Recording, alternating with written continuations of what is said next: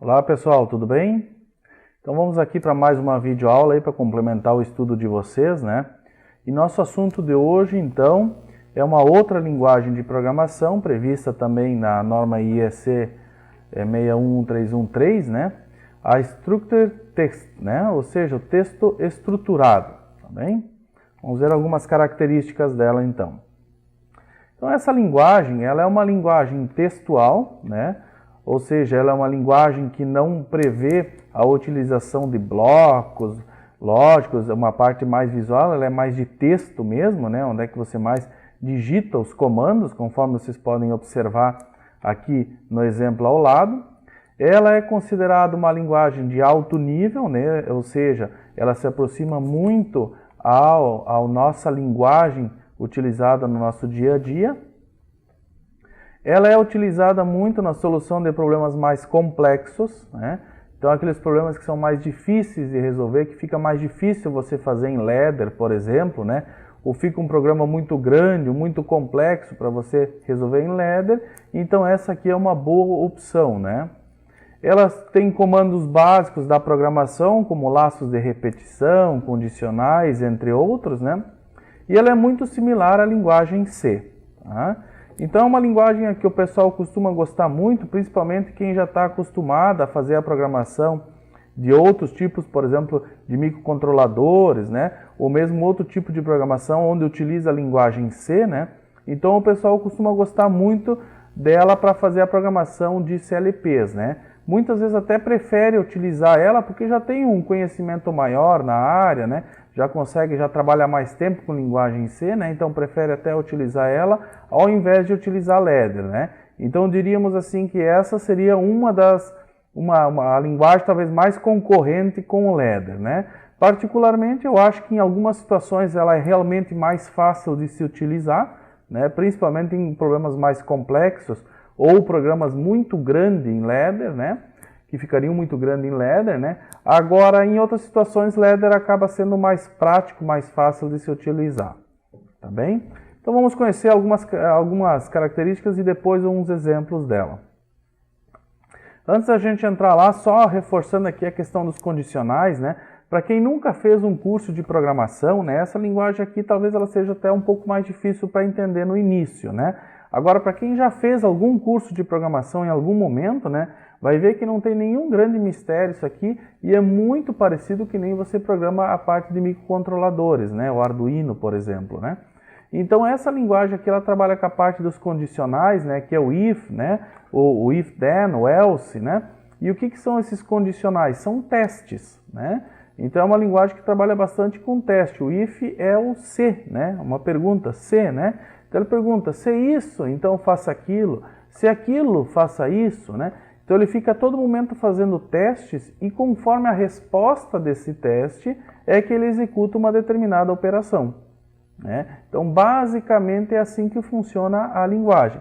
Ela testa alguma coisa, conforme o resultado do teste, ela executa uma determinada programação, uma determinada função que ela deve realizar. E para isso então nós temos esse comando if, né? Que ele é if e vem aqui uma condicional, né, que a gente chama, que é o teste, né? E o then, que é um faça, né? E quando você tem mais de uma condição, você também pode ter o else, né? O else seria uma segunda condição, tá? Então nós vamos ver agora aqui uns exemplos aqui, vai ficar um pouco mais tranquilo para vocês. Vamos ver o exemplo 1, então. Nesse exemplo 1, então, o que nós temos, né? Ler um alarme analógico de 4 a 20 mA e quando o valor for maior que 12, aciona o alarme. Então, em ladder, isso ficaria dessa forma. Você usaria um bloco, né? Um bloco já pronto de teste, né? Que é o GE, né? GE, né? Maior que, né? Ele faz uma leitura analógica, né? Tá lendo aqui a minha percent IW4, né? E ele vai fazer uma comparação com o meu valor fixo que eu tenho aqui, que no caso é 12. Quando este IW4, quando esse valor que estiver dentro da IW4 lá na minha leitura for maior que 12, ele aciona essa saída %QX 1.0. Enquanto que ela for menor, ele não aciona essa saída, né? Então ele vai ficar monitorando isso aqui, quando maior ele aciona lá. Bom, Como é que isso fica em linguagem ST, então, né? Ele vai fazer um if, que nem eu disse, o if é o se, é a pergunta, né? Se o percent W4 for maior ou igual a 12, faça, o até não é o faça, né? Faça com que percent QX 1.0 seja igual a verdadeiro. Se não, olha o else aqui, ó. Se não, quer dizer que se ele não for maior ou igual a 12, né? Se não, você faz o percent QX 1.0 ser igual a false. E end if, que termina esse if ali. Então ele faz um teste, verificando se é maior que 12. Se é maior que 12, ele faz verdadeiro. Se não for maior que 12, ele faz falso. E encerra esse teste. Tá? Então, bem simples de fazer, não tem grandes mistérios assim, né? Vamos para um próximo aqui. Exemplo 2. O exemplo 2 é aquele exemplo que eu já expliquei em outros vídeos para vocês, né? Então, o que acontece, né? Nós temos aí alguns tanques, né? E aí desenvolveram o intertravamento de uma bomba de circulação de produto químico, né? Existe um sensor de nível alto em cada tanque, né? Nesses 5 tanques a gente utilizou aqui, né?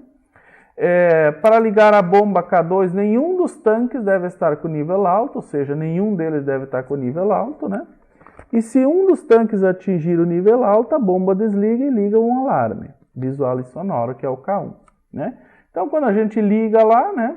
Ela sai funcionando com o K1. Se em algum momento um desses sensores fechar, ele vai simplesmente desligar a minha K1, né? Fecha aqui, né? E vai ligar o meu K1, né? Liga o meu alarme aqui e desliga o meu motor, né?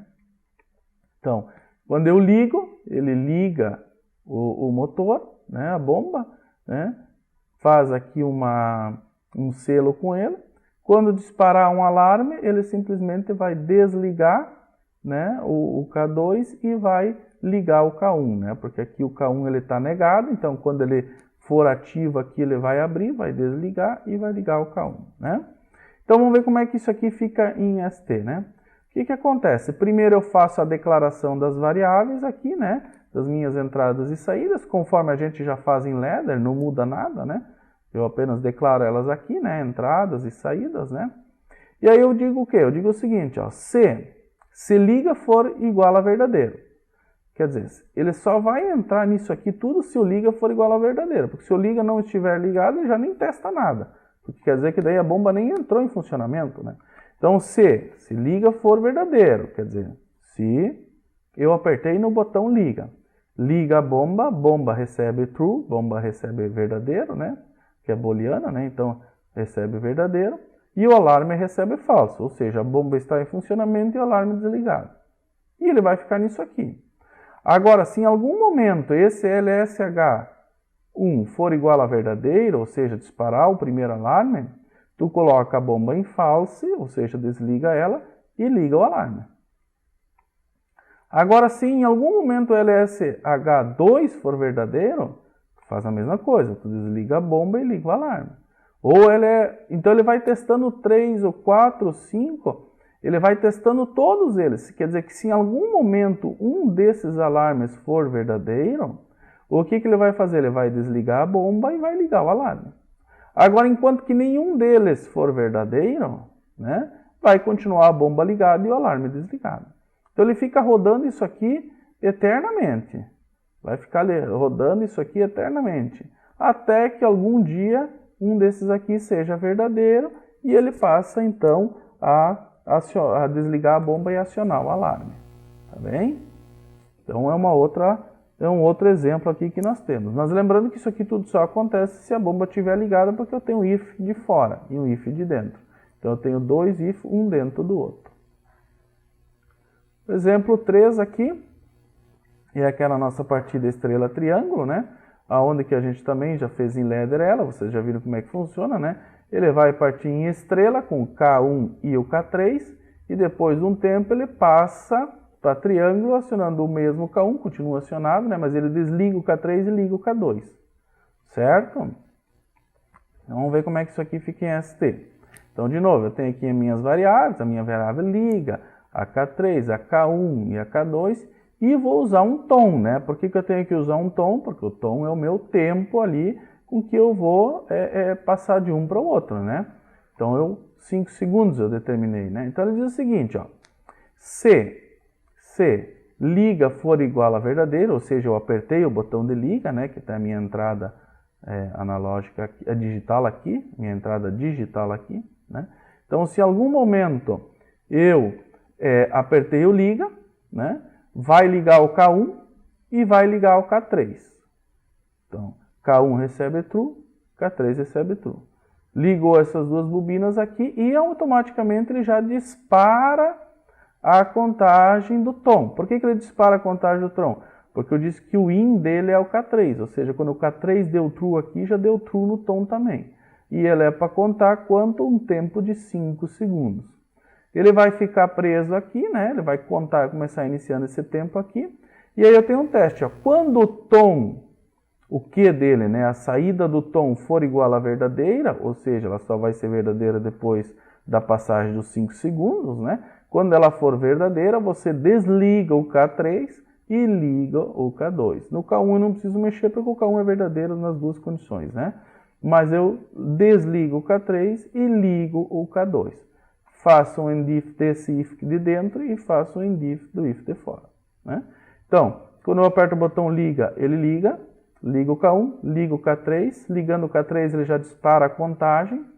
Quando a saída da contagem do meu contador passar a verdadeira, ele desliga o K3 e liga o K2. Barbada também, né? Sem muitos problemas. O exemplo 4 aqui, pessoal, é um exemplo também em ST e ele traz a seguinte questão, né? Que eu tenho que montar uma fórmula. Por exemplo, a temida aí fórmula de Bhaskara, né? Pode ser qualquer tipo de fórmula, eu só peguei a Bhaskara aqui porque é uma que o pessoal costuma ter bastante dificuldade, né? Imaginem vocês montar essa fórmula de Bhaskara em ladder. É quase que impossível, né? Não é impossível, mas é quase impossível, né?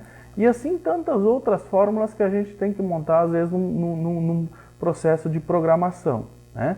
Fórmula é muito complicado trabalhar com fórmula, com cálculo em ladder, é muito complicado.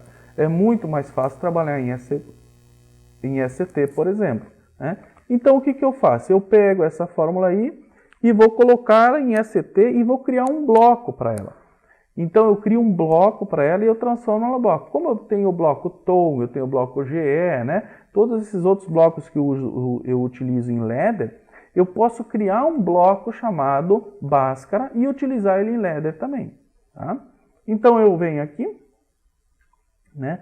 Ao invés, olhem só como é que estava antes aqui, ó. Eu tinha o Program PLC PRG, que é o nosso PLC PRG de sempre, né? Agora eu não criei um Program, eu criei uma Function Block PLC PRG. Então eu criei uma função de bloco.